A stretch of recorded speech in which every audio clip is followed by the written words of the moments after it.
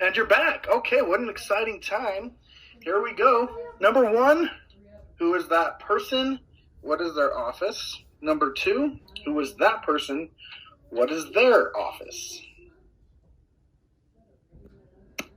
Number 3, who's that guy? What's his office? Number 4, who's that guy? What's his office? And impressively so far, it's been white dudes, which is strange. Number 5, who's that white guy? Number 6, who's that white guy? Number 7, who's that white guy? And number 8, who's that white guy? I imported this from PowerPoint, and it squampified my slides, but I'm not worried about it because you probably care less than I do.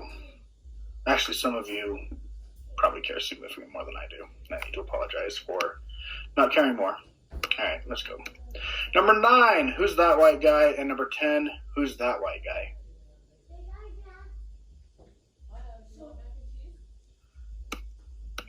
Number 11, we have a woman. Who's that lady? And then number 12, who's that white guy? I would guess a lot of you know number 12. I'd be surprised if Brandon knew who this was. But I would love to be surprised, right?